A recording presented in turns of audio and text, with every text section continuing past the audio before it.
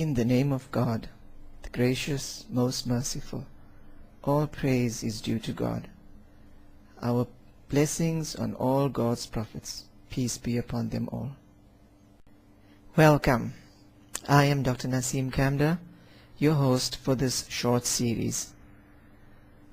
For those of you who have already watched my earlier series, Why Do We Have to Live in Fear Like This?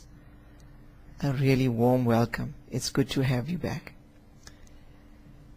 You will find that in this series of 3 presentations, it's somewhat different from the first one.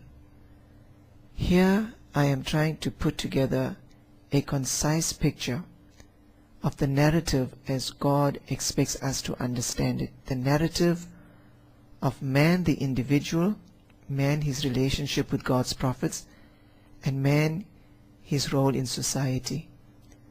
I feel this has become necessary because in the world that we live today, those without an association with God have taken the ascendant, and our thoughts and ideas come from what they give to us.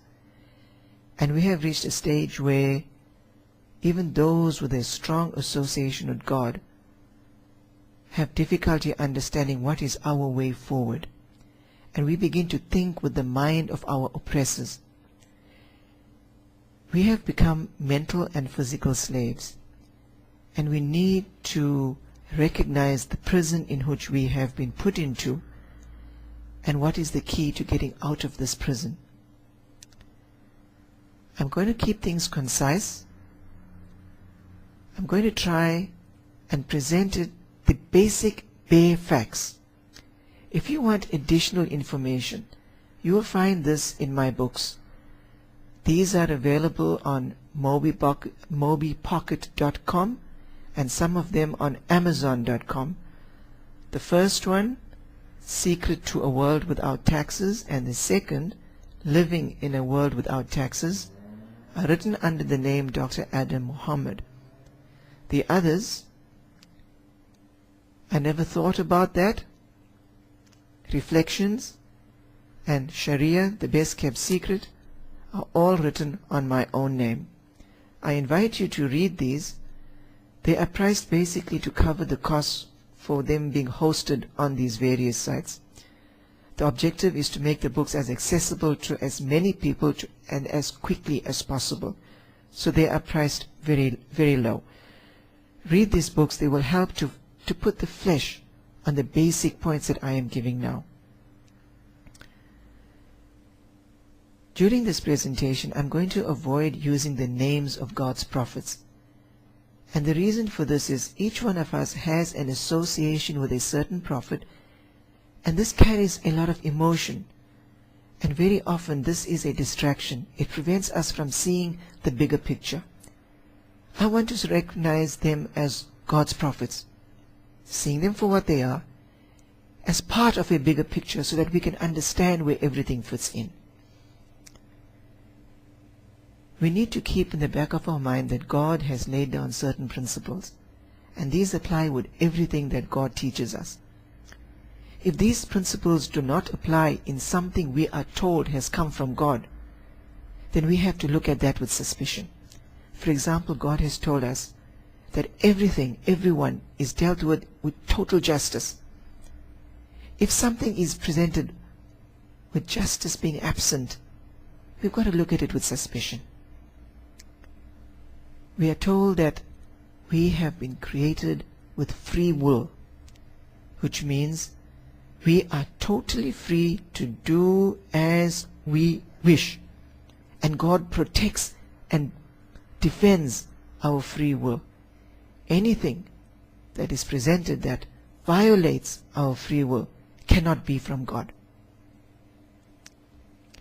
As a result of this free will, there is no compulsion. God doesn't insist that we must believe what He tells us. He doesn't insist that we must choose paradise. It's our choice. I may choose not to accept what God teaches us.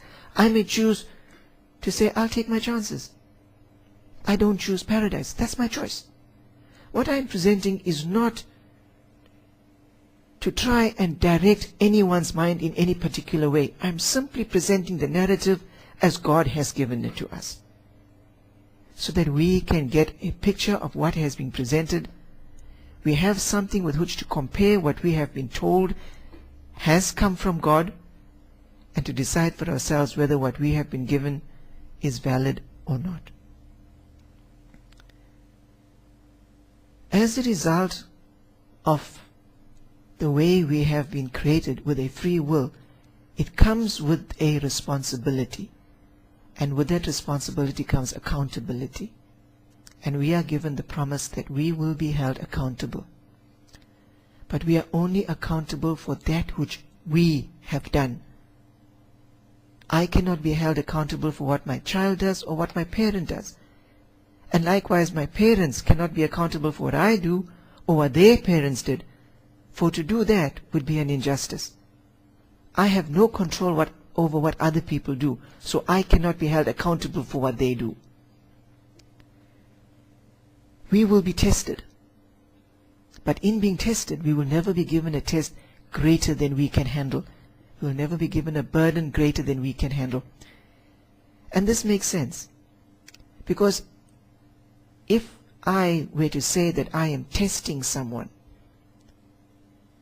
and then give him a test which ensures from the outset that he is going to fail, then it really is no test. It's an injustice. And God is never unjust. So when we are tested, we are given a test which we are capable of handling. And each individual is given a test according to his level.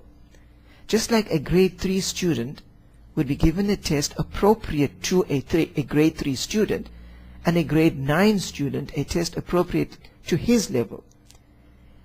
When a grade 3 student looks at the test that is faced by the grade 9 student, he may be tempted to say, wow, what a difficult test. But it's not difficult to a grade 9 student. The same way in life, we are strengthened by our tests. And as we get stronger, we are tested according to our new level of strength. The series will be divided into 3 parts besides this introduction. The first one looking at man, the individual. The second one looking at man and his association with the prophets. And thirdly, we look at man, the member of society. I invite you to sit back, make yourself comfortable, put on your thinking caps. You will find there is a lot to think about. So, without much more ado, let us go forward to part 1.